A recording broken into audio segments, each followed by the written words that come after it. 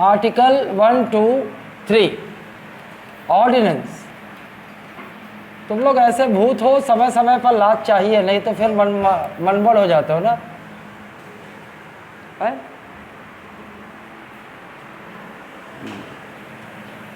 Article 1, 2, 3 ordinance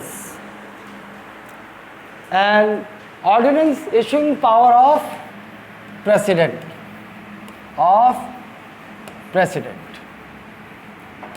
मतलब who का जवाब मिल गया। Who will issue ordinance? President. What is an ordinance? It's a temporary law. It's a temporary law. What का जवाब मिल गया, हु का जवाब मिल गया। व्हेन इंपॉर्टेंट है, when can president issue an ordinance that is a temporary law? Two conditions. There are two conditions. 1, 2. If one of the house of parliament, किसकी बात कर रहे हैं? ऑफ पार्लियामेंट की। Of parliament is in session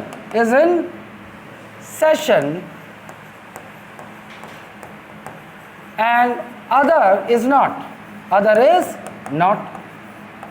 You already know there are two houses of parliament, Lok Sabha and Rajya Sabha. Any one of them is in session and other one is not. If both the house of parliament are not in session, these are the only two conditions when president can issue an ordinance.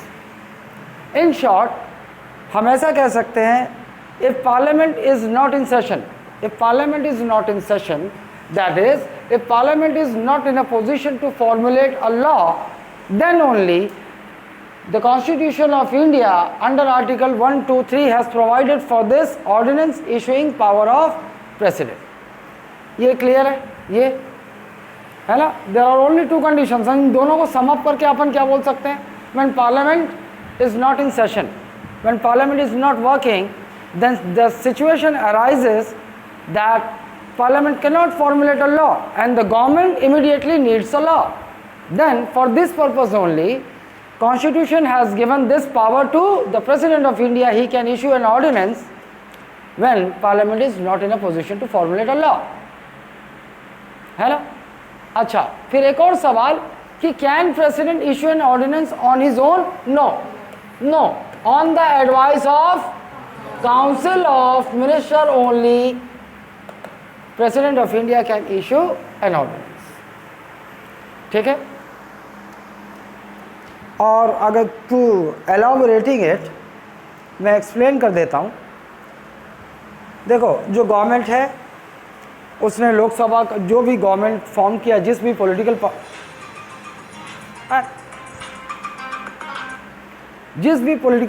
Party ने चुनाव जीता है, उसने लोकसभा में majority achieve की है ना।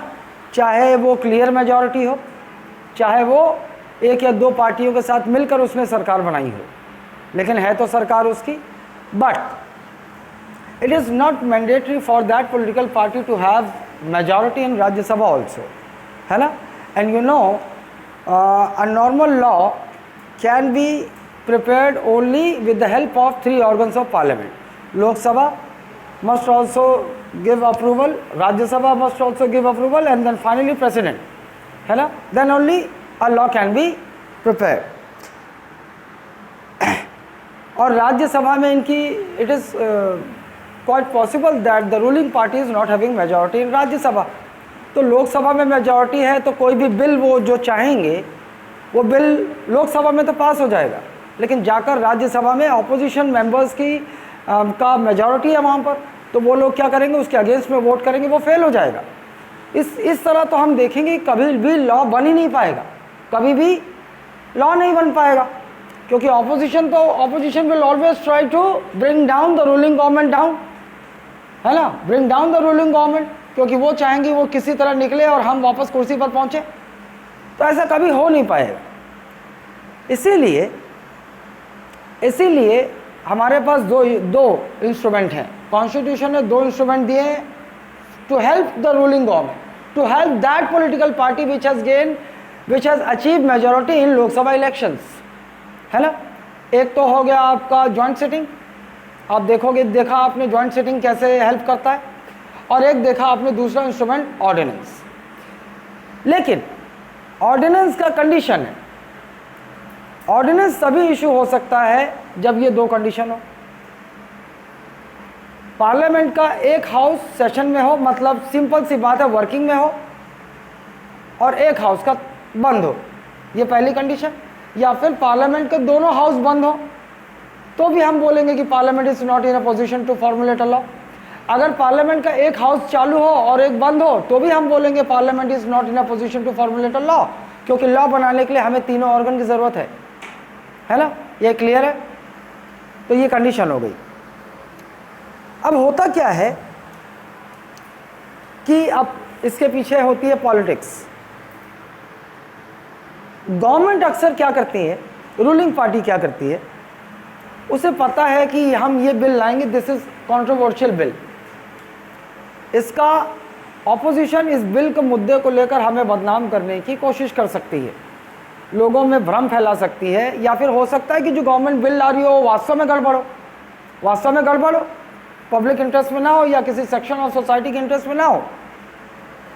तो उन्हें ये अंदेशा है कि लोकसभा में तो हम पास करवा लेंगे, we are having majority in Lok Sabha, but we are not having majority in Rajya Sabha. 90% probability of being that ordinance failed is quite possible है कि 90% वो फेल हो जाएगा राज्यसभा में, ऑपोजिशन उसके अगेंस्ट में वोट करेगा, फेल हो जाएगा, तो हम तो कर नहीं पाएंगे। तो let's make a situation, make these two conditions and then we can issue an ordinance by president, या ये कंडीशन बना देते हैं। क्यों? क्योंकि पार्लियामेंट के किसी हाउस का सेशन समन करना, प्रोरोग करना या डिसॉल्व करना, ये किसके हाथ में है? काउंसिल ऑफ मिनिस्टर के हाथ में है। वो जैसे एडवाइस करेंगे प्रेसिडेंट को वैसे करना पड़ेगा। कॉन्स्टिट्यूशनल ऑब्लिगेशन है ये, कॉन्स्टिट्यूशनल ऑब्लिगेशन है, करना पड़ेगा। तो फिर गवर्नमेंट ऐसा कर सकती है, या तो वेट करे कि दोनों में से एक भी हाउस का सेशन हम बंद करवाएं, फिर हम प्रेसिडेंट को एडवाइस कर दें उस ऑर्डिनेंस के लिए, या फिर क्या करें, हम एडवाइस ही दे देते हैं कि भैया सेशन जो है आप रोक दो, बंद कर दो, और फिर ऑर्डिनेंस इशू कर देंगे। समझ गए ना ये कंडीशंस? चलो व्हेन भी, हाँ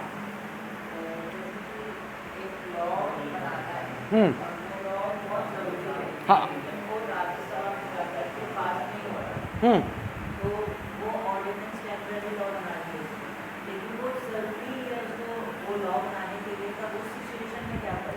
अगर मान लो ऑर्डिनेंस, कोई भी बिल राज्यसभा में फेल हो गया तो क्या करोगे? तुम्हारे पास एक रास्ता है, जॉइंट सिटिंग, एक हाउस में पास होना चाहिए, जॉइंट सिटिंग ले एक हाउस में पास होना चाहिए, एक हाउस में। अब मान लो चलो पहले ही राज्यसभा में तुमने बिल ले आया और वो राज्यसभा से ही रिजेक्ट हो गया, तो तुम जॉइंट सिटिंग नहीं बुला सकते, तो तुम्हारे पास दूसरा रास्ता क्या है? ऑर्डिनेंस। दूसरा रास्ता ऑर्डिनेंस का है। ऐसा किसके साथ हो रहा था? बिल ये जो चल रहा था ना, कृषि एग्रीकल्चरल बिल, उस पर भी तो यही हो रहा था। अब क्या बोल रहे हो?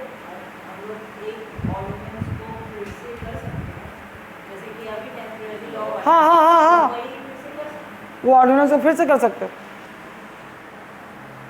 लेकिन वो नॉर्मल लॉ नहीं होगा। उसे नॉर्मल लॉ बनने के लिए दोनों हाउसेस का, चलो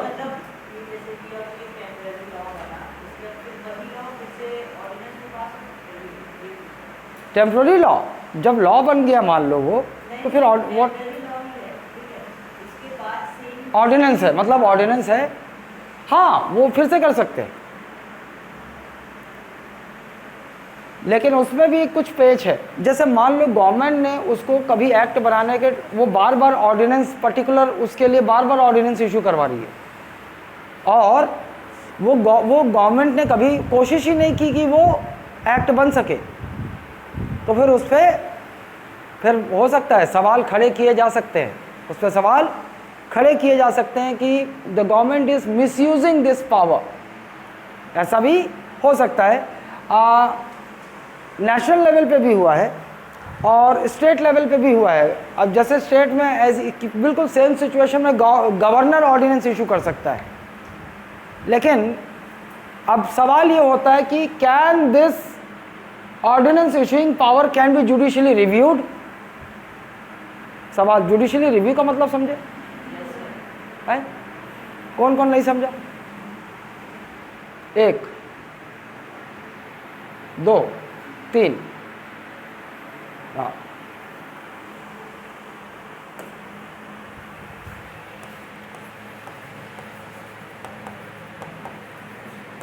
जुडिशियल रिव्यू, ये टर्म आएगा, judicial review. Who is having this power? Supreme Court and High court, both high courts, ये दोनों को पावर है। And under this power what can Supreme Court and High Court do? they can check the constitutionality of the laws passed by legislature and the orders passed by the executive to implement it. समझ गए?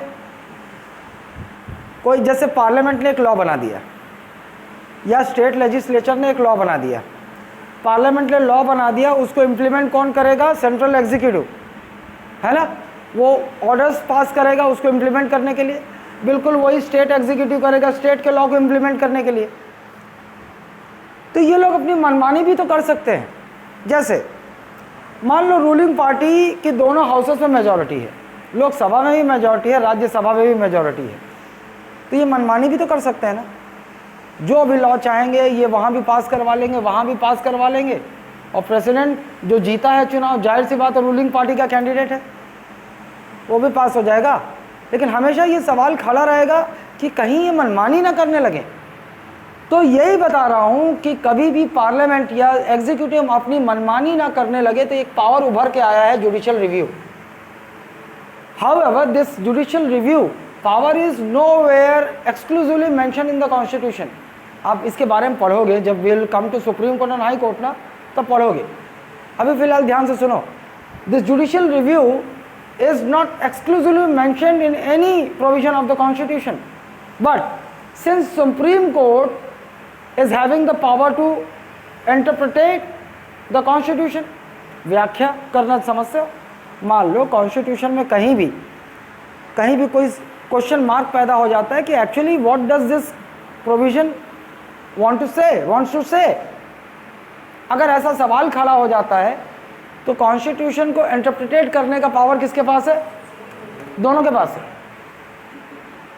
तो ये interpret करेंगे, है ना। और ऐसा करते हुए सुप्रीम कोर्ट ने कहा कि by virtue of article 13 and 126, 13 and 226 we the judiciary is having this power of judicial review, and by this power of judicial review we have this power to check the constitutionality of the laws passed by legislature and the orders passed by executive, क्योंकि we are the guarantor of this constitution says is the duty of judiciary to protect the integrity, to protect the meaning or to protect the power of constitution is the supreme, constitution is the supreme। तो इसकी रक्षा करने की जिम्मेदारी judiciary ने खुद अपने हाथों में ले ली। कैसे ले ली? उन्होंने बोला कि कॉन्स्टिट्यूशन ने हमें, जब भी कॉन्स्टिट्यूशन में किसी प्रोविजन में कोई क्वेश्चन मार्क खड़ा होगा तो उसकी व्याख्या करने का, उसका इंटरप्रेट करने का पावर किसको दिया है? हमें दिया है। और हम व्याख्या करते हैं, हम इसको इंटरप्रेट करते हैं और कहते हैं कि by virtue of Article 13 and 226 we have this power of judicial review, and what we can do with this power of judicial review, we can anytime check the constitutionality of the laws passed by legislature and the constitutionality of the orders passed by executive. Blank हो गई। अब हिंदी में सुन लो। न्यायिक समीक्षा, न्यायिक पुनरावलोकन,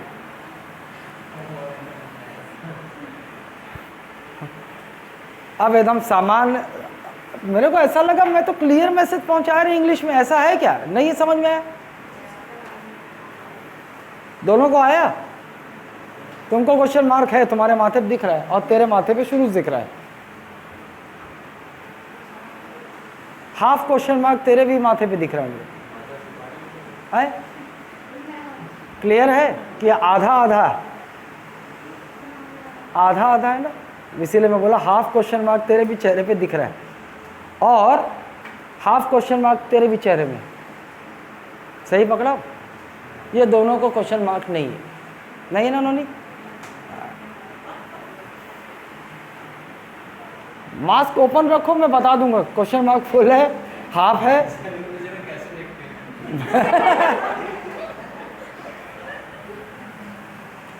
मैंने कहा ना, मुझे पढ़ाते हुए तुम देखोगे कि मैं सबके तरफ देखता हूँ, बारी बारी से सबकी तरफ देखता हूँ।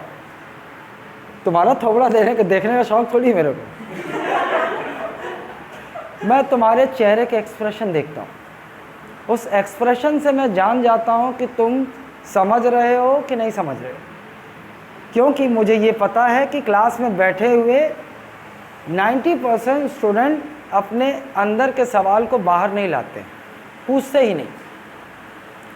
तो फिर ये कला मैंने खुद ईजाद कर ली कि मैं खुद ही देखूं और खुद ही जान जाऊं कि कौन कहाँ फंस रहा है, किसको समझ में आ रहा है। तो मैं खुद ही, इसीलिए मैं कोचक कोचक के पूछता हूँ ना, समझ में आया, समझ में आया। फिर भी नहीं बोलते हो तुम लोग, मुझे ये भी मालूम है, इसलिए मैं जान जाता हूँ कि चेहरा देखकर बताना पड़ता। देखो इधर देखो, मैं ये कहना चाह रहा हूँ कि जैसे ऑर्डिनेंस का एक आर्टिकल है ना, आर्टिकल 1, 2, 3, उसमें ऑर्डिनेंस का पावर बताया कॉन्स्टिट्यूशन ने, बिल्कुल उसी तरह जुडिशियल रिव्यू का क्या कोई प्रोविजन है कॉन्स्टिट्यूशन में? नहीं, इसका कोई प्रोविजन कॉन्स्टिट्यूशन में नहीं है, पहली बात। तो फिर ये पावर सुप्रीम कोर्ट और हाई कोर्ट को मिला कैसे? सवाल उठेगा कि अगर कॉन्स्टिट्यूशन ने ये पावर नहीं दिया है तो फिर सुप्रीम कोर्ट और हाई कोर्ट ने ये पावर लिया कैसे? सवाल आएगा। तो देखो, एक और, सुप्रीम कोर्ट कॉन्स्टिट्यूशन का प्रोटेक्टर है, उसे उसकी एक ड्यूटी है कि कॉन्स्टिट्यूशन को प्रोटेक्ट करेगा, है ना। और कॉन्स्टिट्यूशन में अगर कहीं भी किसी प्रोविजन में क्वेश्चन मार्क आ जाए कि भाई इसका असल मतलब क्या है, क्या कहना चाह रहा है कॉन्स्टिट्यूशन, तो इसको इंटरप्रिटेट करने का पावर किसके पास है? इन्हीं के पास है। सुप्रीम कोर्ट और high court can interpret any provision of the constitution ना, ये क्लियर करेंगे कि हाँ भाई कहना ये चाह रहा है। कौन करेगा? ये दोनों, ये दुर्ग कोर्ट को नहीं है ना, इन्हीं को है बस, ठीक। तो इन्होंने अपनी उसी पावर का इस्तेमाल किया, उसी पावर का इस्तेमाल किया, बोला कि हमने आर्टिकल 13 देखा, हमने आर्टिकल 226 देखा, आगे देखोगे आप लोग समझोगे क्या है। हमने आर्टिकल 13 भी पढ़ा, अंदर गए, अंदर 226 में भी गए, और दोनों को जब हमने पढ़ा मिलाकर तो हमें पता चलता है कि कॉन्स्टिट्यूशन ने हमें एक पावर दिया हुआ है which is not exclusively mentioned in the constitution but it is implicitly present there under article 13 and 226 that we have the power of judicial review. And what is this power of judicial review? With this help, Supreme Court and High Courts can check the constitutionality of any law, whether created by central legislature, that is parliament, whether created by state legislature. And also we can check the constitutionality of the orders passed by central executive और state executive. अभी समझ में आया भाई? ये लोग अपनी मनमानी ना करें ना, कोई लॉ बना रहे हैं तो उस लॉ को भी कॉन्स्टिट्यूशन के प्रोविजन के अंदर ही होना चाहिए, कॉन्स्टिट्यूशन का वायलेशन नहीं होना चाहिए।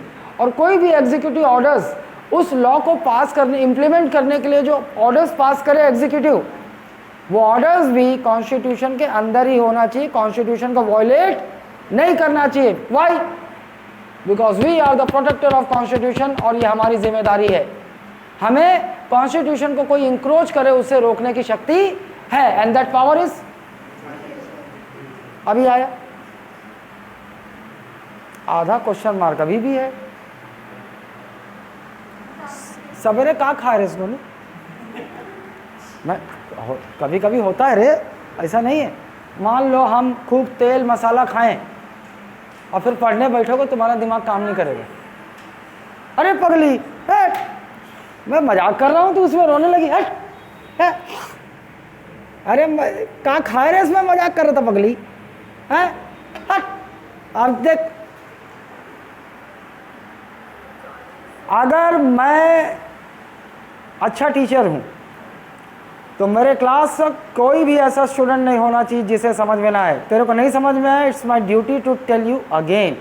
इसमें रोने वाली कौन सी बात है रे? हट।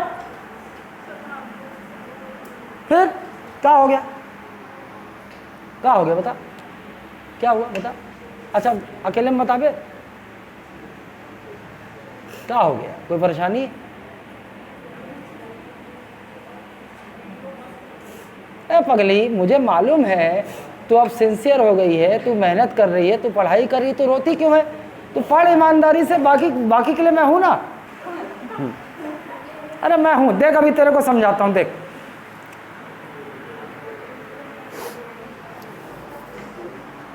पहले फ्री हो जा, पानी पी ले तब। देखो, जैसे ऑर्डिनेंस तुमको दिख रहा है ना, आर्टिकल 1, 2, 3 एक प्रोविजन है कॉन्स्टिट्यूशन में। जैसे तुमने पहले आर्टिकल 61 देखा, आर्टिकल 55 देखा, आर्टिकल 56 देखा, मतलब कॉन्स्टिट्यूशन में बाकायदा उसके लिए प्रोविजन बनाया गया, स्पेशली बताया गया भैया ये इलेक्टोरल कॉलेज है प्रेसिडेंट का, ये इलेक्शन मेथड है प्रेसिडेंट का, यही बताया ना। वैसे ही ऑर्डिनेंस का भी बता दिया, आर्टिकल 1, 2, 3 में ऑर्डिनेंस का पावर प्रेसिडेंट को होगा, ये भी बता दिया। लेकिन ये जिसकी बात मैं कर रहा हूँ, इसका कोई ऐसा अलग से कोई आर्टिकल है ही नहीं। एक तो ये बात क्लियर हो जाओ कि judicial review is not exclusively mention in the constitution. ठीक, एक्सक्लूसिव बोले मतलब विशेष प्रकार से, इसका कोई प्रोविजन है ही नहीं। तो फिर सवाल होता है कहाँ ये? क्योंकि कॉन्स्टिट्यूशन ने अगर पावर नहीं दिया है तो कोई किसी पावर को कैसे यूज़ कर सकता है? एक लाइन ये हो गई ना, इसको यहाँ पर रख दो। दूसरी लाइन पे आओ। कॉन्स्टिट्यूशन है, क्या बड़बड़ा रहे हो रे? कॉन्स्टिट्यूशन में मान लो कोई भी सवाल उठ सकता है ना। कॉन्स्टिट्यूशन में मान लो कोई भी प्रोविज़न हो, उसमें ना किसी ने केस डाल दिया सुप्रीम कोर्ट और हाई कोर्ट में कि भाई कॉन्स्टिट्यूशन का ये लाइन कहना क्या चाह रहा है, हमें समझ में नहीं आ रहा है कि कॉन्स्टिट्यूशन ये क्या कहना चाह रहा है। मतलब ये सवाल उठ गया, अब उसको एक्सप्लेन कौन करेगा? कॉन्स्टिट्यूशन बनाने वाले तो मर गए, तो एक्सप्लेन कौन करेगा कि वो क्या कहना चाह रहा है? तो ये पावर भी किसके पास है? इन दोनों के पास ही है। They both have power to interpretate the constitution when there arises a question mark, है ना। अगर मान लो भाई ये समझ में नहीं आ रहा है कि actually what does it mean, तो इसको एक्सप्लेन करने का पावर किसको है? इन दोनों को है। यही दोनों एक्सप्लेन करेंगे, हाँ भैया कॉन्स्टिट्यूशन ये कहना चाहता है, तो ये भी पावर इनके पास, दोनों के पास। तो सुप्रीम कोर्ट ने इस पावर का इस्तेमाल किया कि कॉन्स्टिट्यूशन में कहीं भी हम इंटरप्रिटेशन अपना दे सकते हैं। इन्होंने हवाला दिया आर्टिकल 13 जो पढ़ा और आर्टिकल 226। कॉन्स्टिट्यूशन में दो आर्टिकल हैं, आर्टिकल 13 और 226। इनको पढ़ा, इसका इंटरप्रिटेशन दिया और बोला कि देखो भैया इसके अंदर का मैटर पढ़ने पर जो हम एक्सप्लेनेशन हम जान पा रहे हैं उसमें हमें जुडिशियल रिव्यू का पावर है। कहाँ है? एक्सक्लूसिवली कोई अलग से आर्टिकल है ही नहीं जुडिशियल रिव्यू का। वो बोल रहा है कि अंडर आर्टिकल 13 और आर्टिकल 226 को जब हमने जोड़कर पढ़ा तो ये एक्सप्लेनेशन निकल के बाहर आता है कि कॉन्स्टिट्यूशन ने हमें जुडिशियल रिव्यू का पावर दिया है, जो कि कहीं अलग से कॉन्स्टिट्यूशन में मेंशन नहीं है, लेकिन आर्टिकल 13 प्लस 226 के अंदर इसका मीनिंग है। अभी समझिए, अब जुडिशियल रिव्यू का पावर है क्या? क्या है? इस जुडिशियल रिव्यू का मतलब यह है कि सुप्रीम कोर्ट और हाई कोर्ट पार्लियामेंट लॉ बनाता है, स्टेट लेजिस्लेचर भी लॉ बनाता है, तो दोनों जो लॉ बनाएंगे उसको चेक करेंगे कि whether that law is under the provision of constitution, constitution को वायलेट तो नहीं कर रहा है वो लॉ, क्योंकि कोई भी कॉन्स्टिट्यूशन का बाप नहीं बन सकता, कॉन्स्टिट्यूशन सबका बाप है, उसी के अंदर सबको रह के काम करना है, तो पार्लियामेंट भी उसके अंदर रहेगी और जो लॉ बनाएगी वो लॉ भी कॉन्स्टिट्यूशन को वायलेट नहीं करना चाहिए। तो हम चेक करेंगे, और अगर मान लो कोई लॉ कॉन्स्टिट्यूशन को वायलेट करता है, हमने पाया कि वो लॉ कॉन्स्टिट्यूशन को वायलेट कर रहा है, तो हमें जुडिशियल रिव्यू के तहत ये पावर है कि हम उस लॉ को रद्द कर दें, उस लॉ को ज़ीरो डिक्लेयर कर दें, है ना। ये तो लॉ की बात हो गई। अब उस लॉ को इम्प्लीमेंट करने कौन करता है? ऑर्डर कौन पास करता है? एग्जीक्यूटिव, मंत्री, प्रेसिडेंट, ये सब इनकी जिम्मेदारी है ना, कि पार्लियामेंट ने जो लॉ बना दिया उसको देश में पूरा लागू करना, इम्प्लीमेंट करना। उसके लिए एग्जीक्यूटिव अपने ऑर्डर्स पास करते हैं। अगर वो ऑर्डर भी, तो उस ऑर्डर को भी हम चेक कर सकते हैं कि वो कॉन्स्टिट्यूशन को वायलेट तो नहीं कर रहे हैं। अगर करेंगे तो we will crash those orders. हम बोलेंगे कि those laws and those orders are unconstitutional, और ये प्रूव करते हुए we will declare it null and void. Null and void का मतलब, नल मतलब ज़ीरो, वॉइड मतलब अभी आया कि अभी फोकट में सिर हिला दी आया।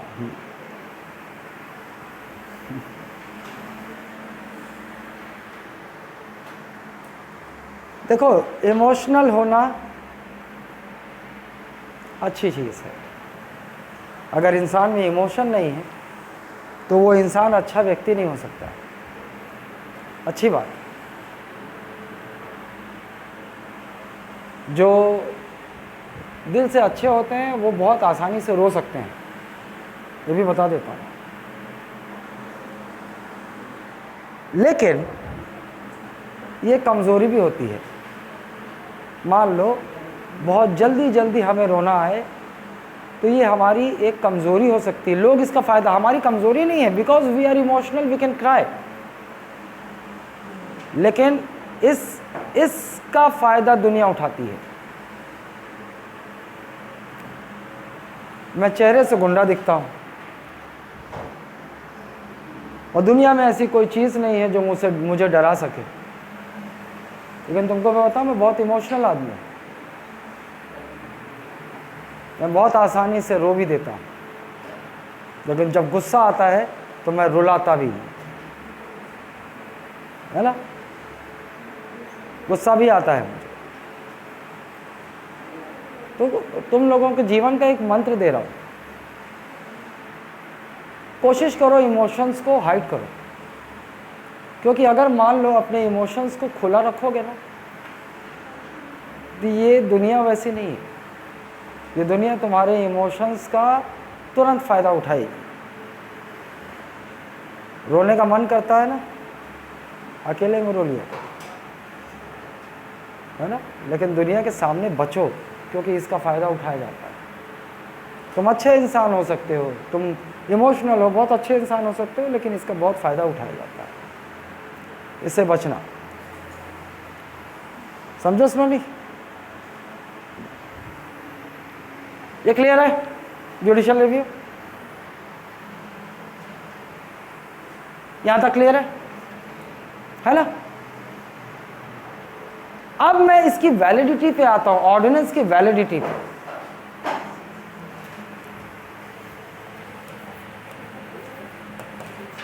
Validity of ordinance. So Normally, validity of ordinance is 6 months.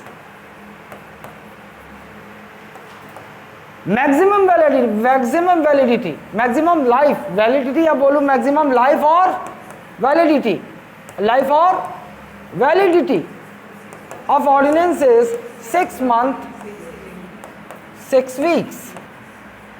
क्या होगा स्पेलिंग? वीक का W डबल ई के, हाँ वो WEA के वीक माने कमजोर ना, हाँ ठीक। ये अब इसे समझने के लिए हमें जाना पड़ेगा सेशन में, ये कैसे हो रहा है, कैसे, कब, मैं क्यों मैं 6 मंथ बोल रहा हूँ और क्यों मैं मैक्सिमम लाइफ स्पैन और मैक्सिमम वैलिडिटी एक ऑर्डिनेंस की 6 मंथ 6 वीक बता रहा हूँ। इसको समझने के लिए हमें कहाँ जाना होगा? सेशंस में। Now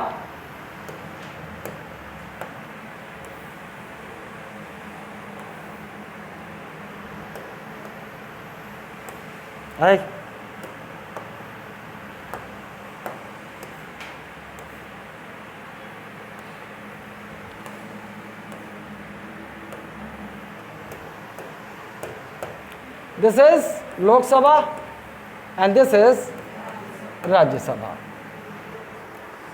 Each house of parliament, बोल,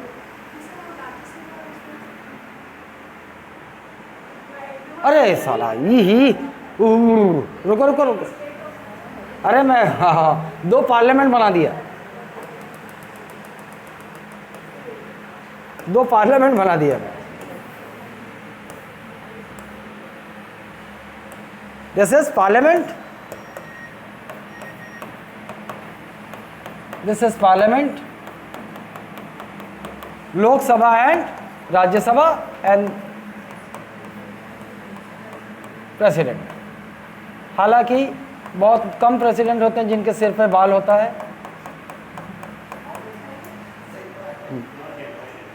है ना। देखो अब अपन हाउस के पार्लियामेंट के वर्किंग में चलते हैं। Each house of parliament can have, ध्यान रहे वर्ड क्या बोलो, can have how many sessions?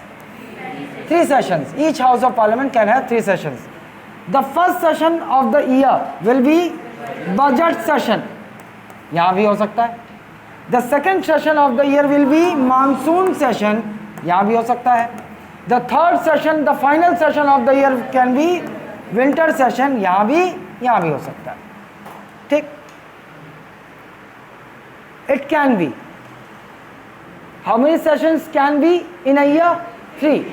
And how many sessions are mandatory in a year for each house ना। दोनों हाउस में कम से कम एक साल में कितने सेशन होने चाहिए? 2। ये 3 है नॉर्मली, लेकिन 2 क्या है, ये सेशंस मैंडेटरी हैं। 2 sessions in a year is mandatory, in a year is mandatory in each of the house of parliament, mandatory in each of the house of parliament.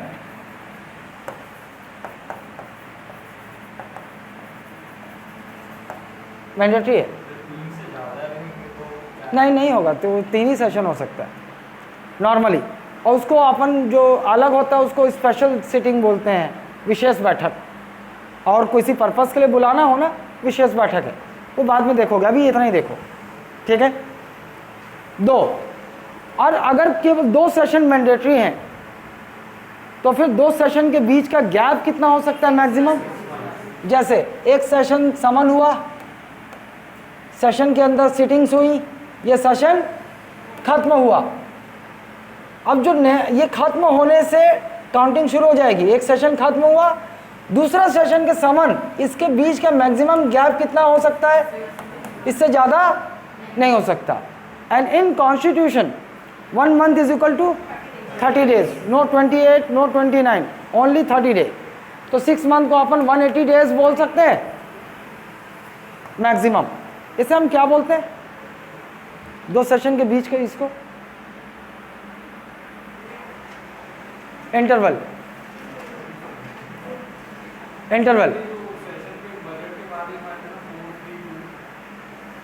अरे ये वो तो स्पेशली पढ़ोगे यार आगे चल के। 4 मतलब नॉर्मली सबसे बड़ा सेशन कौन सा हो सकता है? Budget session 4 months, up to 4 मंथ्स। उसके बाद ये अप टू 3 मंथ्स और सबसे छोटा विंटर सेशन। ये डिटेल पार्लियामेंट में पहुंचूंगा तो पढ़ोगे यार। हाँ, ज़्यादा हो ही नहीं सकता, फिर ये कॉन्स्टिट्यूशन का वॉयलेशन हो जाएगा। और कौन जिम्मेदार होगा वॉयलेशन के लिए? प्रेसिडेंट, क्योंकि तीनों सेशन को समन करने का, प्रोरोग करने का, है ना, किसको है पावर? तो प्रेसिडेंट का वॉयलेशन हो जाएगा। हाँ बिल्कुल, काउंसिल ऑफ मिनिस्टर के एडवाइस पे ही करेगा। और काउंसिल ऑफ मिनिस्टर को भी कॉन्स्टिट्यूशनल बाध्यता है, वो भी तो कॉन्स्टिट्यूशन के अगेंस्ट चली जाएगी फिर। तो प्रेसिडेंट बोलेगा you are not advising, you are violating constitution, है ना। फिर बहुत सारे सवाल है, आगे चलो। ठीक है, यहां तक क्लियर है? अब इसको समझते हैं कैसे होगा। मान लो ये लोकसभा का और ये राज्यसभा है, इसका कोई सेशन चालू है, कौन समन कर सकता है? प्रेसिडेंट ही समन करेगा ना। दोनों हाउस के सेशन का समन कौन करेगा? प्रेसिडेंट ही करेगा, अपनी मर्जी से, ऑन द एडवाइस ऑफ, है ना। समन करना ऑन द एडवाइस ऑफ, बुलाना, सामान्य भाषा में क्या बोलते हैं? बुलाना, सेशन को बुलाना। ठीक है, बुला लिया। सेशन के अंदर क्या होता है? सिटिंग होता है। ये चल रहा है और काउंसिल ऑफ मिनिस्टर ने एडवाइस किया प्रेसिडेंट को, एडवाइस दिया कि राज्यसभा का सेशन आप ये बजट सेशन एंड कर दो। कर दिया प्रेसिडेंट ने, on the advice of council of minister, prorogue कर दिया। लेकिन ये चल रहा है, ये चल रहा है। Now is it the situation when president can issue an ordinance? Yes, बन तो गया, एक हाउस सेशन में है, एक हाउस नहीं है। जब उनको ऑर्डिनेंस इशू करवाना होगा यही गेम खेलेंगे। ठीक है, एक ये कंडीशन हो गई। और एक ये हो गई कि इन्होंने एक सेम डेट पर समन करने का, काउंसिल ऑफ मिनिस्टर ने सेम डेट पर प्रेसिडेंट को बोला कि इसका भी हाउस समन करो, इसका भी सेशन समन करो, इसका भी सेशन समन करो। क्या है? मान लो 10 अप्रैल, 10 अप्रैल इज द डेट। मान लो दोनों का सेशन ऑन हो गया और 2 महीने बाद, 2 महीने बाद ही, मतलब अप्रैल मई जून, 10 जून को काउंसिल ऑफ मिनिस्टर ने एडवाइस कर दिया प्रेसिडेंट को कि आप दोनों सेशन, दोनों हाउस के सेशन को प्रोरोग कर दो, एंड कर दो, एंड कर दें बोल दिया। और 10 जून को ही दोपहर में इन्होंने एक और एडवाइस दिया और इन्होंने क्या इशू कर दिया? ऑर्डिनेंस इशू कर दिया। अब दोनों का एक डेट को सेशन एंड हो गया और मैक्सिमम इंटरवल कितना हो सकता है? 6 मंथ। पता चला कि अगले सेशन के लिए 6 मंथ तक इन्होंने एडवाइस दी ही नहीं बुलाने के लिए, दोनों जगह, दोनों की, है ना। ऑर्डिनेंस इशू हो चुका है 10 जून, तो वैलिडिटी कितनी हो गई इसकी? 6 मंथ। ये नॉर्मल वैलिडिटी है। लेकिन ये भी कहता है कि जब भी कोई हाउस सेशन में आएगा, जब भी कोई हाउस सेशन में आएगा, 6 वीक के अंदर उस ऑर्डिनेंस को, उस हाउस का अप्रूवल मिल जाना चाहिए। अगर नहीं मिला 6 वीक के अंदर तो वो ऑर्डिनेंस कैंसिल हो जाएगा।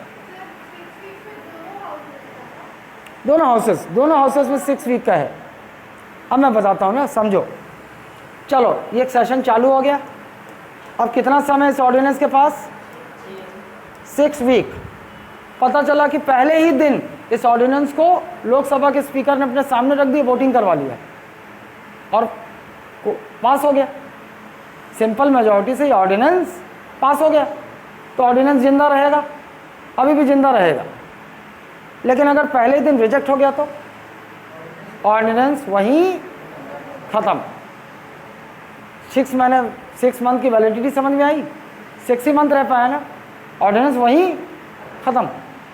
तो ये समझ में आया कि क्यों ऑर्डिनेंस का जो वैलिडिटी 6 मंथ क्यों बताया, है ना। अच्छा, मान लो इन्होंने पास कर दिया, इन्होंने तीसरे दिन 6 सप्ताह के अंदर इन्होंने दूसरे सप्ताह में इसे पास कर दिया, लेकिन क्या लॉ बन पाएगा, ऑर्डिनरी लॉ, नॉर्मल लॉ बन पाएगा? नहीं, अभी दूसरे हाउस की अप्रूवल बाकी है और यहाँ भी शुरू हो चुका है सिटिंग। इसने क्या किया, छठे सप्ताह के लास्ट डे में इसको रिजेक्ट कर दिया, लास्ट डे, 6 वीक के लास्ट डे। तो ऑर्डिनेंस इस प्रकार कितने समय तक जिंदा रहा, 6 मंथ, 6 सप्ताह जिंदा रहा और लास्ट डे में रिजेक्ट कर दिया, खत्म हो गया ऑर्डिनेंस।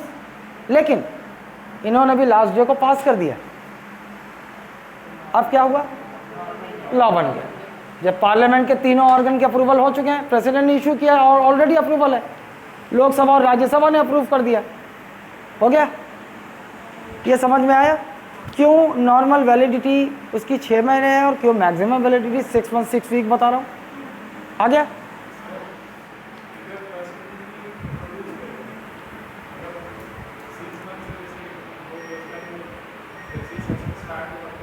वो ऑटोमेटिकली फ्लोर में आएगा, ऑटोमेटिकली फ्लोर में आएगा।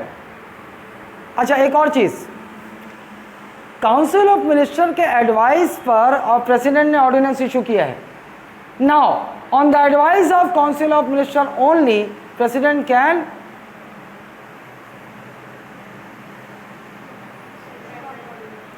revert back, president can take back that ordinance back, president can take back। नहीं हो सकता है, गवर्नमेंट को जो उस लॉ की जरूरत 3 महीने में था उसका काम हो गया, उन्होंने फिर काउंसिल ऑफ मिनिस्टर का एडवाइस दिया, प्रेसिडेंट साहब ऑर्डिनेंस को वापस ले लो, ओके खत्म। तो कोई सवाल ही पैदा नहीं होता, नहीं लगेगा, चलता रहेगा 6 महीने तक। तो वैलिडिटी क्या है उसकी, 6 मंथ। कोई भी हाउस सेशन में आया, हाँ, मेरे कहने का मतलब ये है कि an ordinance can be pulled back any time before the completion of 6 month on the advice of council of minister. ये क्लियर है? एक बार और बोलूं क्या?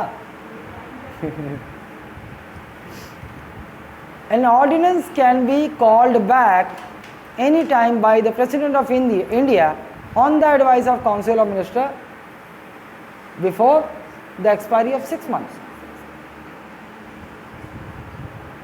Can be pulled back, can be taken back. समझ तो गए ना, वापस लिया जा सकता है। ठीक, आते लेखांश।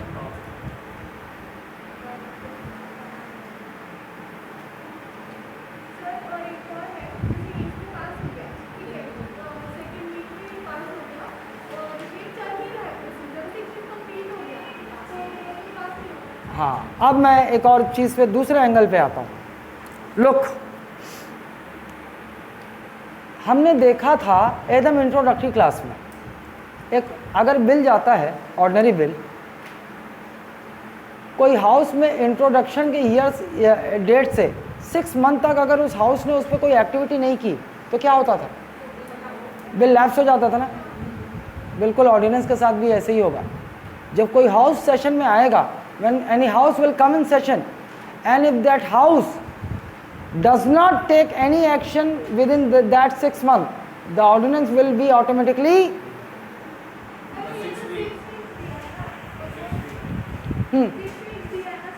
हाँ 6 वीक, मतलब 6 वीक तक अगर किसी हाउस ने ऑर्डिनेंस पे कोई एक्टिविटी ही नहीं की, कोई एक्टिविटी नहीं की, ना पास कर रहे हैं ना फेल कर रहे हैं, कुछ नहीं किया, तो automatically after the expiration of 6 weeks ordinance will come to an and.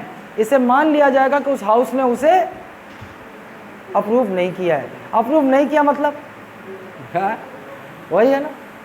इसीलिए एक चीज़ जो है समाज में बहुत बुरी है, और कुछ लोग समझदार लोग हैं, जैसे लड़का लड़की का विवाह के लिए जब बातचीत होता है तो कुछ लोग सीधा बोल देते हैं नहीं पसंद है। अबे नहीं पसंद है तो क्या है, तेरे को भी नापसंद करने वाला कोई होगा, ये बोलना चाहिए। तो लोग बहाना बनाते हैं, जो समझदार लोग होते हैं ना, वो बहाना बनाते हैं कि गुण नहीं मिल रहे हैं, देखना गुण नहीं मिल रहे हैं, या या लड़की का मान लो घर का होगा ना, लड़की अभी शादी नहीं करना चाहती और पढ़ना चाहती है, ऐसा ऐसा बोलते हैं, देखना मना कर सीधे नहीं बोलते हैं, ऐसे ऐसे मना किया जाता, तुम्हारे पापा लोग ऐसे ही करेंगे, हाँ बहाना। लेकिन मेरा ये मानना है अगर आपको शादी नहीं करना है, जैसे हमारे घरों में एक ये भी चीज़ होता है, देख ले एक बार, पसंद आएगा तो करना, नहीं तो नहीं करना, पसंद आएगी तो करना, नहीं तो नहीं करना, ऐसा बोलते हैं ना, एक बार देख ले, देखने में क्या जाता है। लेकिन ऐसे में तुम अपने घर में ये बोल सकते हो कि I am nobody to reject anybody, जब मुझे करना ही नहीं है, हो सकता है जो सामने आ रहा है वो अच्छा व्यक्ति हो, अच्छी लड़की हो, और जब मुझे नहीं करना और मैंने कह दिया, बाद में आप बोलोगे रिजेक्ट, उसको एहसास क्या होगा, रिजेक्ट हो गई मैं, तो ये तो उसके लिए बहुत बुरा एक्सपीरियंस है ना, ये नहीं होना चाहिए। तो इसमें लड़कों का तो कुछ नहीं बिगड़ता, लड़कों का तो साला शादी हो ही जाता है, कुछ भी हो। जब गुलशन ग्रोवर रंजीत शक्ति कपूर की शादी हो सकती है तो सबकी शादी हो सकती है। लेकिन वो कौन है जो इंजेक्शन डाल के अपना मुंह एकदम सुजा ली है दीवार जैसी, हाँ हाँ हाँ, राखी सावंत। अगर उसकी शादी ना हो तो मुझे इसमें कोई आश्चर्य नहीं होगा, क्योंकि उसकी प्रवृत्ति का भी सोचेगा कि ये मुझसे भी घटिया है, जो उसके नेचर का होगा। देवार जानते हो, देवार देखो, देवार है, बहुत खूंखार लोग होते हैं लोग, जब इनके बीच झगड़ा होगा ना, ईंटा पत्थर एकदम फोड़म फाड़ी कर देंगे, लेकिन लड़ाई छोड़ेंगे नहीं। और देवारिन लोग भी देखना थोड़ा अलग ही, गुटका उटका चबाते, दारू वारू पीते, कहीं भी तुमको मिल जाएंगे।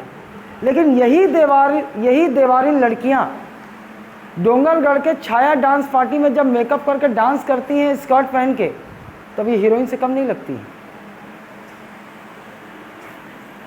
वही है राखी सावंत, बिना मेकअप के कभी प्योर उसको देख लेना। अच्छा, जो उसमें वो अपने आप को बताती है आई एम विदाउट मेकअप, उसमें भी आधा मेकअप होता है। हाँ, जब वो बोलती नो मेकअप ना, तब भी आधा मेकअप है। उसको प्योरली बिना मेकअप के अगर रात में कोई शादी इसीलिए नहीं हो रही भाई, रात्रि में कभी मुंह धोएगी तो ओरिजिनल चेहरा सामने आ जाएगा, और तब तो वो हार्ट अटैक से चल बसेगा। पहले तो ठीक ठाक भी लगती थी ना। ये इस साल कौन सा ये शौक लगा है लोगों को, इंजेक्शन लगा के होंठ ऐसे मोटा करने का है? पागल नहीं है वो, देवारिन है।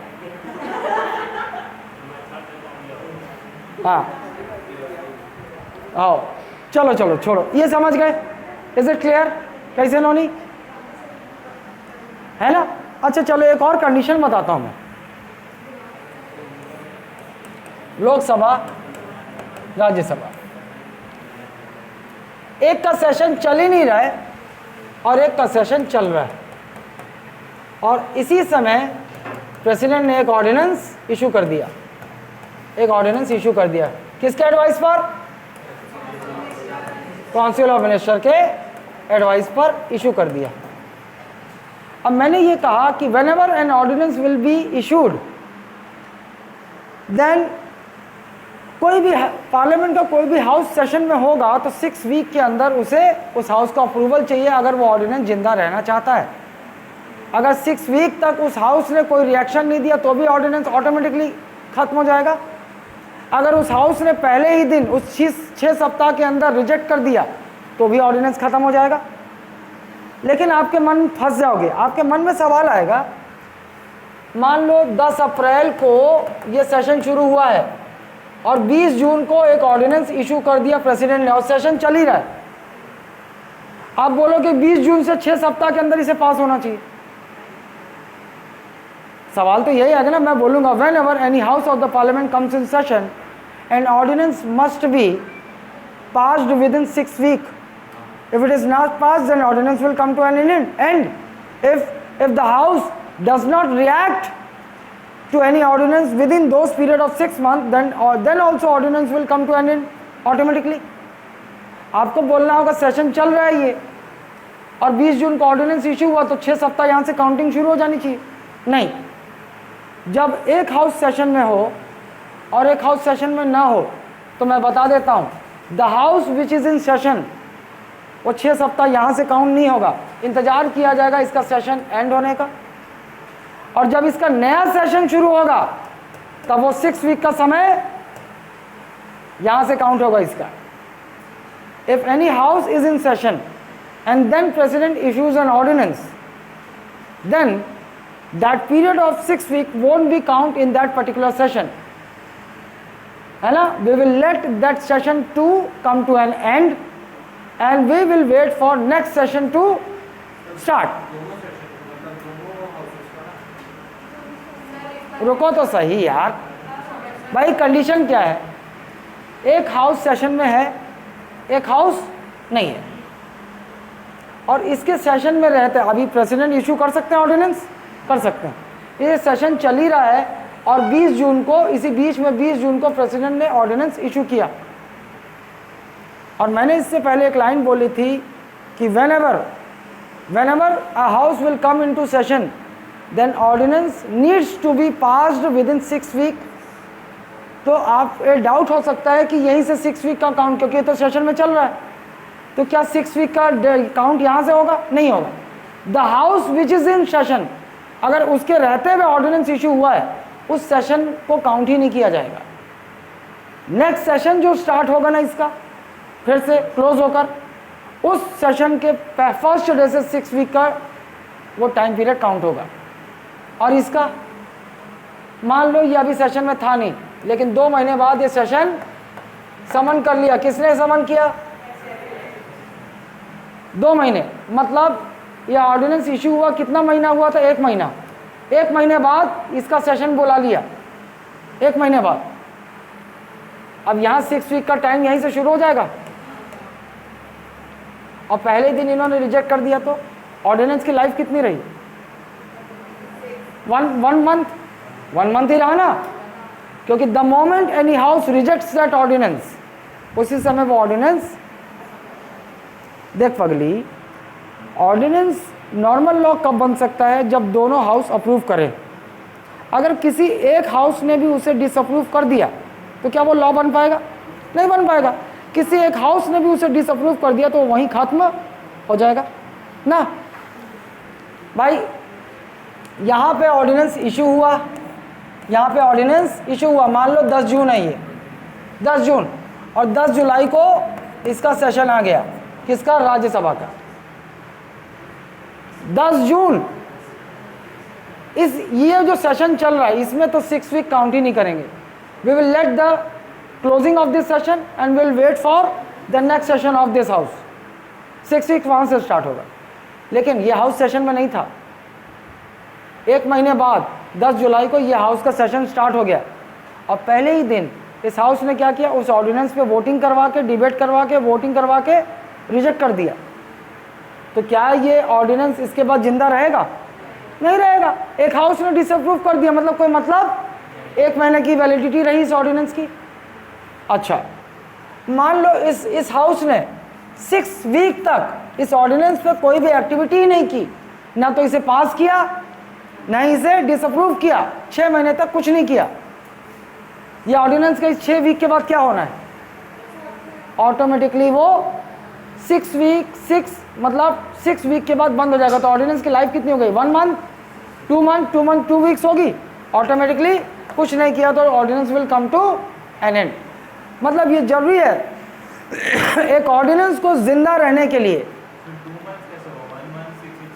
अच्छा, 4 सप्ताह के 1 मंथ नहीं बोल सकता मैं,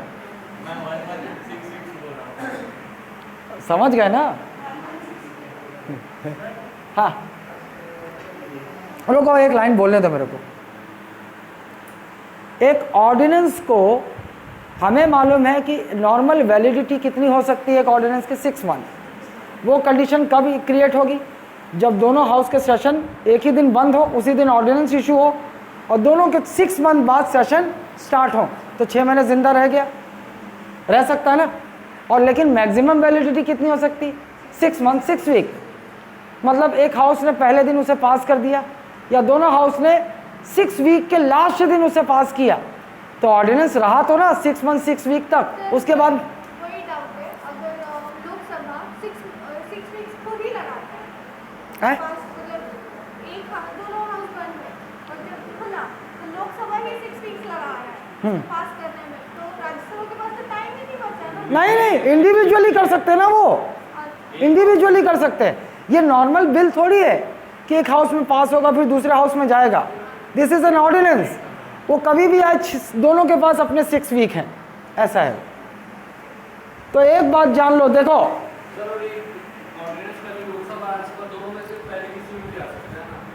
वो दोनों जगह ऑर्डिनेंस की कॉपी रहती है, जब भी सेशन में आएगा वहाँ शुरू हो जाएगा। हाँ, ये देखो एक ऑर्डिनेंस की नॉर्मल वैलिडिटी कितनी 6 मंथ, लेकिन हम इस 6 मंथ के अंदर कभी भी कुछ भी हो सकता है। या तो प्रेसिडेंट उस ऑर्डिनेंस को वापस ले लें, कभी भी काउंसिल ऑफ मिनिस्टर एडवाइस करो 1 महीने बाद ही ऑर्डिनेंस को वापस ले लें, ये भी हो सकता है। या फिर ऑर्डिनेंस को इश्यू किए हुए 1 महीना ही हुआ है और दूसरा हाउस एक सेशन में आ गया और उसने पहले ही दिन उसे रिजेक्ट कर दिया, डिसअप्रूव कर दिया, ऑर्डिनेंस वहीं ख़त्म हो गया। या फिर दूसरी तीसरी कंडीशन, उस हाउस ने 6 वीक्स तक सेशन में आने के बाद 6 वीक्स तक उस पर कोई एक्टिविटी नहीं की, तो भी ऑटोमेटिकली 6 वीक के बाद ऑर्डिनेंस खत्म हो जाएगा। क्योंकि एक ऑर्डिनेंस को अगर कोई हाउस सेशन में आता है जिंदा रहने के लिए उसे 6 वीक में पास होना चाहिए। अगर उस हाउस ने रिजेक्ट कर दिया तो भी ऑर्डिनेंस खत्म। अगर उस हाउस ने 6 वीक तक उस ऑर्डिनेंस को ना तो रिजेक्ट किया ना तो पास किया, कुछ भी नहीं किया, तो भी ऑर्डिनेंस खत्म। मतलब अगर कोई हाउस सेशन में आता है, उस ऑर्डिनेंस को जिंदा रहने के लिए उस 6 हफ्ता के अंदर उस हाउस से उसे अप्रूवल मिलना चाहिए, ऑर्डिनरी मेजॉरिटी से वो पास होना चाहिए। एक और चीज़, an ordinance can be passed by each of the house of parliament by which majority? Clear है? पक्का? क्लिनिक ऑल क्लियर?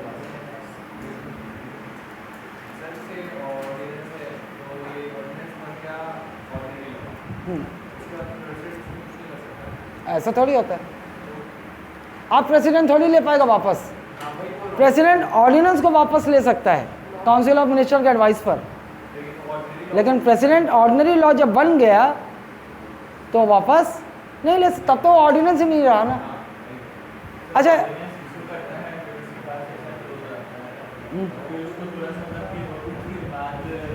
हाँ बुला सकता है।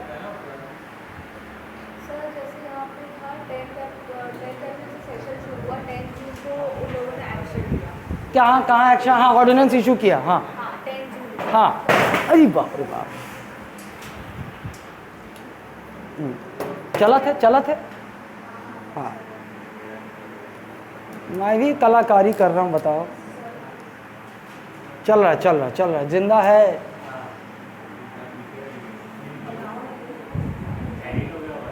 नहीं, अरे मुझे एडिटिंग की ज़रूरत नहीं पड़ती यार, जैसा नेचुरल है वैसा जाए।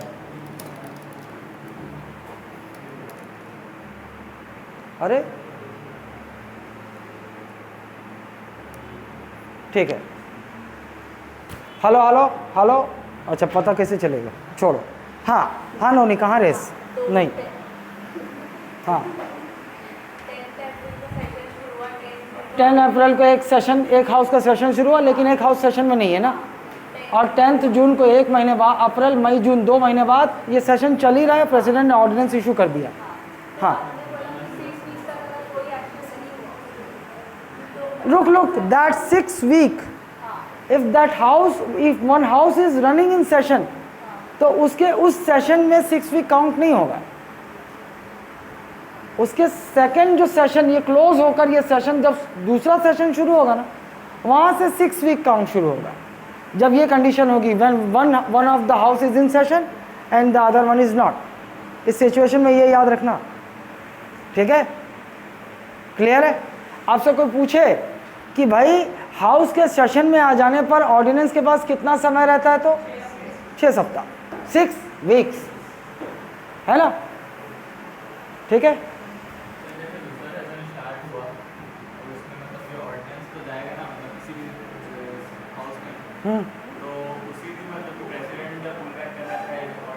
बिल्कुल कभी भी कर सकता है यार।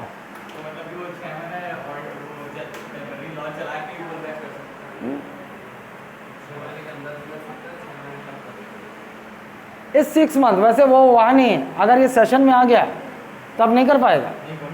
सेशन में शुरू हो गया, अगर वो 6 वीक का वो काउंटडाउन शुरू हो गया, तब प्रेसिडेंट पुल बैक नहीं कर सकता। वो विद इस 6 मंथ के अंदर ही, जब सेशन में नहीं होगा हाउस तभी पुल बैक कर सकता है, ठीक है। So is it clear? Now will take a break of 10 minutes, will come back. Pause. हुआ कि नहीं हुआ? अब कुछ बारीकियां देखो ऑर्डिनेंस की, जहां से क्वेश्चन बनेगा तो आपको परेशानी ना हो। लाइक अ बिल, हाँ fact.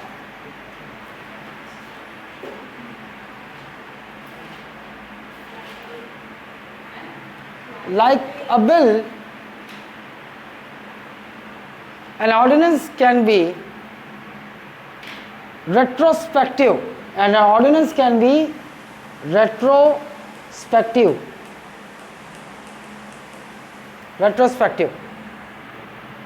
That is, it may come into force. It may come into force from a back date, back पिछली डेट, तारीख लिख लिए। डेट मैं बारी बारी से समझाता हूं ना, पहले लिख लो। President's ordinance making power is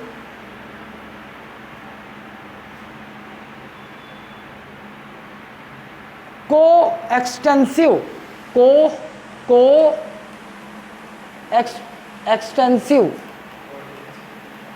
अरे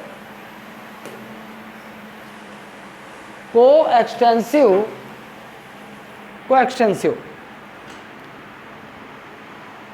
with the law making powers of parliament,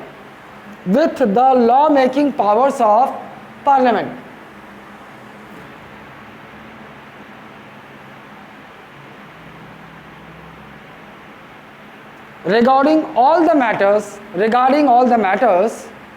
except duration,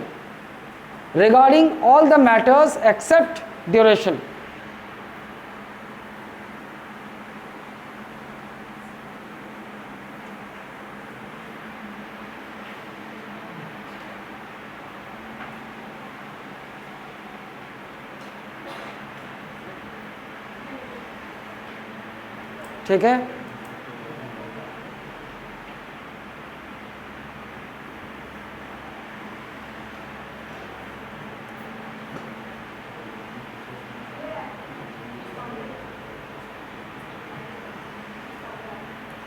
Look, next fact. President's satisfaction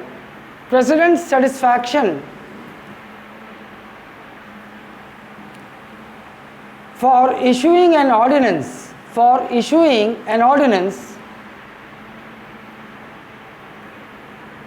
is justiciable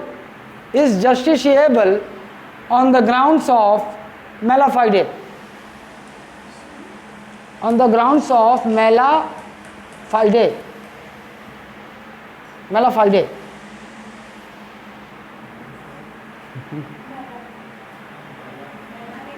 ये लिखा हो ना, मैला, MALA, मैला, आंचल वाला मैला, फाइडे,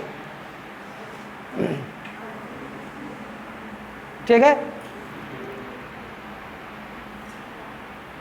मैं सब समझा रहा हूं आपको, पहले लिखो तो, क्योंकि ये लाइंस आपको परेशान करेंगी।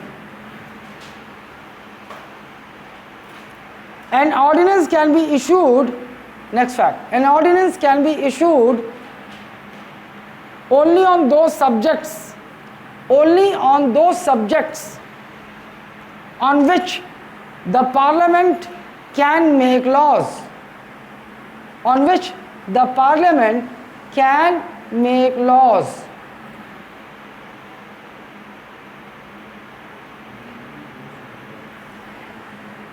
Like an ordinary law, लिखो next fact.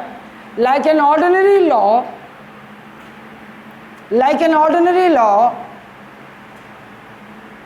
ordinance also cannot abridge,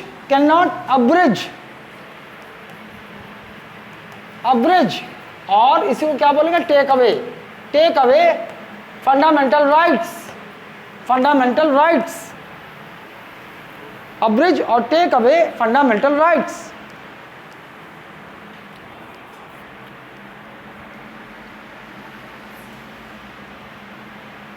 An ordinance can, next fact, an ordinance can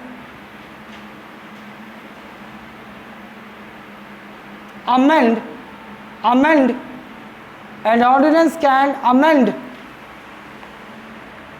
or repeal, R-E-P-E-A-L, repeal any work, comma, law or any ordinance.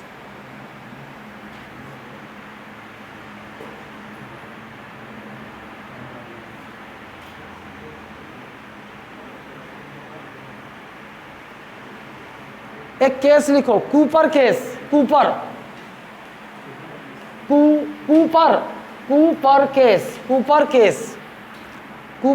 1970 case, मामला case, court में एक मामला गया, Cooper case 1970. Supreme Court held that, in this case Supreme Court opined or held that President's satisfaction can be questioned. Held मतलब उसने कहा, उसने इस पे एक डिसीजन दिया. Supreme Court held that President's satisfaction can be questioned in a court on the grounds of mala fide.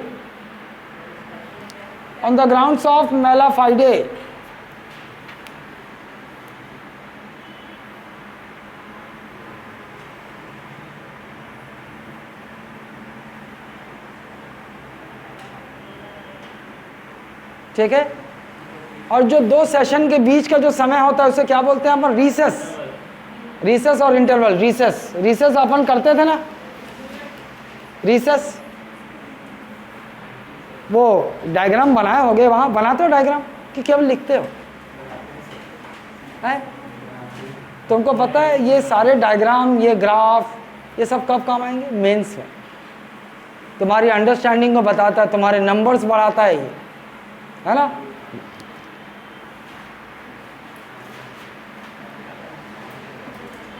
अब समझ लेते हैं. ठीक है, चलो सबसे पहली लाइन क्या लिखे तुम लोग, रेट्रोस्पेक्टिव ना. देखो ऑर्डिनेंस भी एक और लॉ है, टेम्पररी लॉ है लेकिन ऑर्डिनेंस है, लॉ है. कोई लॉ बन रही है, जैसे टैक्स के लिए एक लॉ बन रही है. हमें पता है कि आज बड़े बड़े कॉरपोरेट्स ने टैक्स की चोरी की है. आज की डेट में लगभग 10,000 करोड़ 20,000 करोड़ का चूना लगाया सरकार को. लेकिन अभी जो टैक्स का लॉ है उसके अकॉर्डिंगली हम प्रूफ नहीं कर सकते कि they have committed a crime. और नरेंद्र मोदी को पता है, सबको पता है उन्होंने टैक्स चोरी की, लेकिन कानून ऐसा है कि कानून के अंतर्गत तो पकड़ में नहीं आ रहा. तो नरेंद्र मोदी बोला साले एक ऑर्डिनेंस इशू करवाता हूँ. ऑर्डिनेंस इशू करवाया, 1 महीने बाद ऑर्डिनेंस इशू करवाया, और वो ऑर्डिनेंस अगर ऑर्डिनेंस में लिख दिया बैक डेट, जब वो क्राइम हुआ था ना उसके 1 महीने पहले से उसको इफेक्ट में ला दिया. कब से इफेक्ट में आएगा वो लॉ, 1 महीने पहले से, बैक डेट से. और बैक डेट से लॉ बनाकर फिर उनको उस नए लॉ के अंदर घेरे में ले लिया और वसूल लिया जितना चोरी किए. समझ गए? आए बैक डेट का मतलब समझा? है? नहीं, ये ऐसा कुछ नहीं है, ऐसा कोई टाइम पीरियड नहीं है पीछे से। अरे मतलब आज मान लो कोई टैक्स का लॉ है, उस टैक्स के लॉ को, लूप होल्स को फ़ायदा उठाकर अडानी ने 20,000 करोड़ का टैक्स चोरी कर लिया, लेकिन सबको पता है उसने टैक्स चोरी किया है, लेकिन उस लॉ के अनुसार वो उसको गिल्ट प्रूफ नहीं किया जा सकता, क्योंकि लॉ के लूप होल का फ़ायदा उठाया उसने, तो आप उसे क्रिमिनल घोषित नहीं कर सकते। लेकिन नरेंद्र मोदी को पता है, नरेंद्र मोदी अब चाहता है कि उसको घेरे में लेना, वो चाहता है 20,000 करोड़ वापस भी आए और अडानी को लपेटे में ले लिया जाए। वो एक ऑर्डिनेंस इशू करवाएगा, 1 महीने बाद ऑर्डिनेंस इशू करवाएगा, जब उसने टैक्स चोरी की थी उसके 1 महीने बाद। लेकिन उस ऑर्डिनेंस को, उस लॉ को उसने इफेक्ट इम्प्लीमेंट कब से कर दिया? बैक डेट से, मतलब उसके क्राइम करने से और पहले से इफेक्ट में ला दिया, और उस नए लॉ के अंदर वो गिल्ट प्रूफ होता है। समझ गए? अब पहला वाला लाइन समझ गए? नहीं, ये टैक्स लॉ और ये सब में, क्योंकि एक ऑर्डिनरी लॉ भी टैक्स लॉ को ही रिट्रोस्पेक्टिव इफेक्ट से कर सकता है, तो ऑर्डिनेंस भी टैक्स लॉस को ही रिट्रोस्पेक्टिव इफेक्ट से लागू कर सकता है। ठीक है, दूसरा लाइन क्या पढ़े? को एक्सटेंसिव है ना, को एक्सटेंसिव। चलो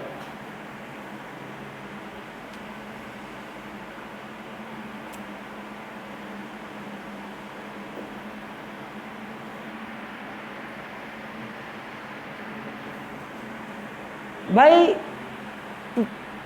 पार्लियामेंट भी लॉ बना सकता है और प्रेसिडेंट भी ऑर्डिनेंस इशू कर रहा है, वो भी एक लॉ है। तो पार्लियामेंट के से पैरेलल पावर हुई, प्रेसिडेंट की पैरेलल पावर हुई।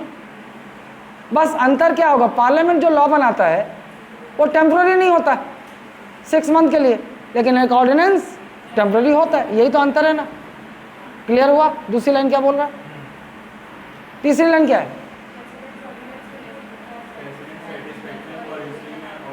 हाँ, अब देखो, जब इसीलिए कहा जाता है ना, तो देखो ऐसा बोला जाता है कि प्रेसिडेंट ऑर्डिनेंस इशू कब कर सकते हैं, क्यों कर सकते हैं?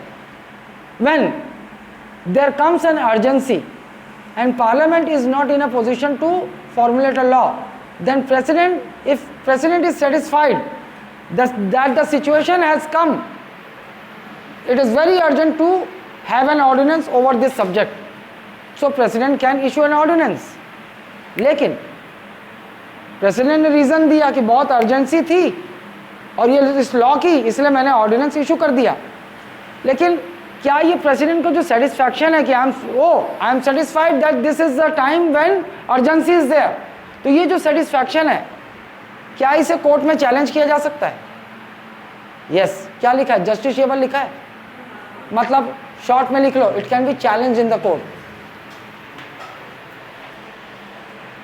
जस्टिसेबल से मतलब क्या समझना है आपको? कोर्ट में चैलेंज किया जा सकता है। भैया ये जो प्रेसिडेंट बोल रहे हैं कि मेरे को ये सेटिस्फैक्शन है कि ये अर्जेंसी आई, इसलिए मैंने ऑर्डिनेंस इशू किया, बताओ कैसी अर्जेंसी थी? इसको चैलेंज कर दिया, किया जा सकता है। ऐसा भी हो सकता है मेलाफाइडे, और तुमने पढ़ा ना कि president satisfaction can be challenge on the ground of mala fide, और कूपर केस में भी यही कहा सुप्रीम कोर्ट ने 1970 में कि president satisfaction for issuing an ordinance can be challenge on the ground of mala fide. मतलब मेलाफाइडे मतलब किसी द्वेष में या फिर मतलब किसी गलत मकसद से तो ये ऑर्डिनेंस इशू नहीं किया गया है ना, कि सरकार जानबूझकर इस प्रेसिडेंट के ऑर्डिनेंस इशूइंग पावर को गलत इस्तेमाल कर रही है। अगर ऐसा प्रूफ होता है तो, लेकिन नॉट येट, अभी तक सेंटर के ऑर्डिनेंस, मतलब प्रेसिडेंट के ऑर्डिनेंस इशूइंग पावर को आज तक कोर्ट में चैलेंज नहीं किया गया। ये भी एक लाइन लिख लो, आज तक चैलेंज नहीं किया गया, जबकि स्टेट में बहुत बार हो चुका है। लेकिन यहाँ सेंटर में प्रेसिडेंट के ऑर्डिनेंस इशूइंग पावर को, उस सेटिस्फैक्शन को, president satisfaction has not yet been challenge in the court of law.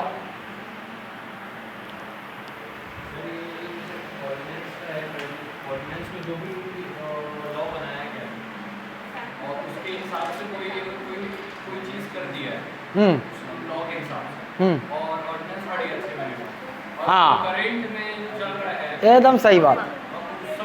रुक जाओ, हाँ रुको, एक और लाइन जोड़ो। Any work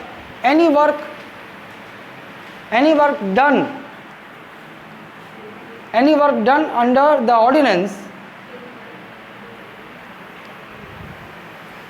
cannot be treated as invalid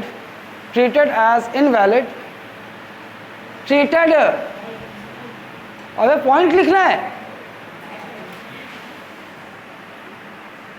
invalid even when ordinance is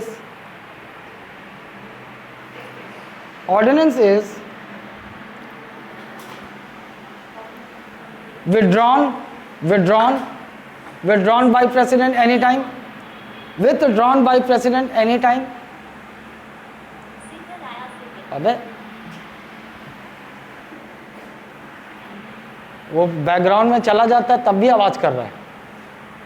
any time even when president has withdrawn. अरे अबे क्या लाइन लिखे हो? एनी टाइम ना। और ordinance is disapproved by parliament. मैं समझा देता हूं, पहले लिख तो लो। Ordinance is disapproved by parliament. अरे एकदम सिंपल सुन लो। एक ऑर्डिनेंस जब इशू हुआ तो उस ऑर्डिनेंस के तहत जो भी काम किए गए, अगर वो प्रेसिडेंट उस ऑर्डिनेंस को वापस भी ले लेते हैं, है ना, और या फिर पार्लियामेंट उसे डिसअप्रूव कर देता, ऑर्डिनेंस को कंटिन्यू नहीं करता और डिसअप्रूव कर देता, तो भी वो ऑर्डिनेंस जब तक था उसके तहत किए गए सारे कार्य वैलिड होंगे, इनवैलिड नहीं कहलाएंगे। ये है, अब लिख लो, लिख लियो शायद, है ना। अरे मेला फायदे का मतलब गलत मकसद से, हाँ, बुरी नीयत से। मेला आंचल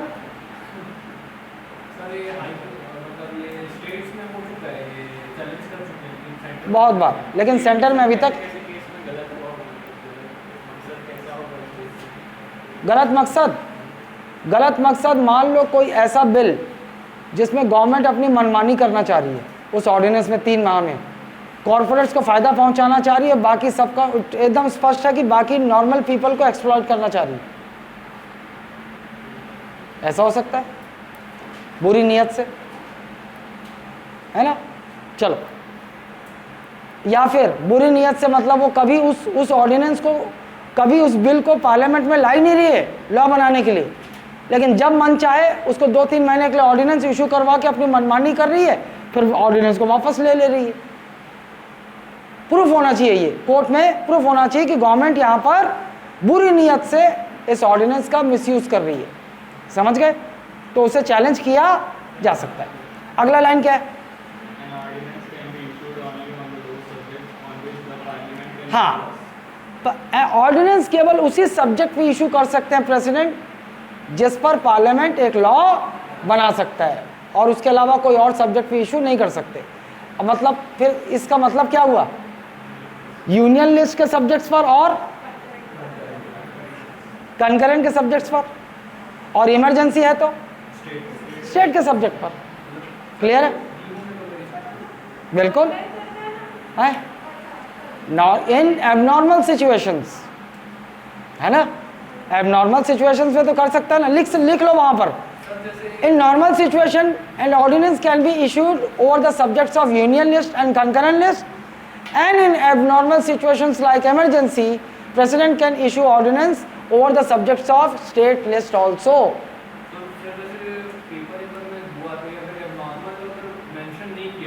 भाई अगर तुमसे पूछा कर सकता है क्या, तो तुम क्या बोलो? कर तो सकता है ना। और कई बार ऑप्शन से समय समझना होगा। जैसे उस दिन कोई क्वेश्चन पूछ रहा था ना कि आर्टिकल 324 में पावर क्या है इलेक्शन कमीशन की। आर्टिकल, ऐसे वो क्वेश्चन गलत है, लेकिन कॉन्स्टिट्यूशन का जो आर्टिकल है ना, इंक्लूड आर्टिकल, उसमें क्या लिखा है? Superintendence direction and control. जो दिए गए ऑप्शन में आंसर क्या होगा पता है? सुपरिटेंडेंस, डायरेक्शन एंड कंट्रोल, ये होगा, कंडक्ट नहीं होगा। लेकिन क्वेश्चन गलत है, ये ऐसे बनना नहीं चाहिए। कंडक्ट भी तो वही कराता है, लेकिन रॉ जो आर्टिकल जो रॉ है ना, उसमें 3 ही शब्द का प्रयोग किया है, तो डेढ़ होशियार केवल उसी को पढ़ा और क्वेश्चन बना दिया। इलेक्शन कैसा होगा कंडक्ट करना उसी के ऊपर है। अगली लाइन क्या है? अगली लाइन, एक ऑर्डिनरी लॉ जो पार्लियामेंट बनाता है वो भी आपका फंडामेंटल राइट्स नहीं छीन सकता और ऑर्डिनेंस भी आपका फंडामेंटल राइट्स नहीं छीन सकता। अगली लाइन,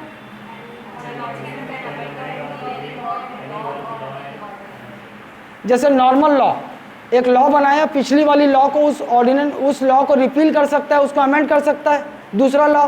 वैसे ही ऑर्डिनेंस भी पिछले किसी लॉ को अमेंड कर सकता है, रिपील कर सकता है, या ऑर्डिनेंस कोई इशू होगा पहले उसमें भी अमेंड या रिपील कर सकता है। और कुछ? ऑर्डिनेंस में किसी लॉ को भी रिपील कर सकते हैं। हाँ, वो तो लॉ ही है ना, बस अंतर क्या है? सारी पावर्स उसकी पार्लियामेंट की लॉ की तरह होंगी, केवल एक ही डिफरेंस होता है ड्यूरेशन का। ड्यूरेशन 6 मंथ्स का ड्यूरेशन रहता है ना उसके साथ। अगर वो दोनों हाउसेस से पास होगा तभी नॉर्मल लॉ बनेगा, केवल यही अंतर है। एन ऑर्डिनेंस लिख लो, एक ordinance has same power as the law formulated by parliament. ठीक है, सारी लाइंस हो गई? वही है, बस वो केस पूछ सकता है कि कौन से केस में कोर्ट ने ये डिसीजन दिया था, ऊपर केस, बस। I hope ordinance is clear. Any doubts? ठीक है, this is all for today. अब ऑर्डिनेंस से आए, तुम्हारा माइंड इतना क्लियर होना चाहिए कि घुमा ले चाहे जितना घुमाना हो, तुमसे बनना चाहिए।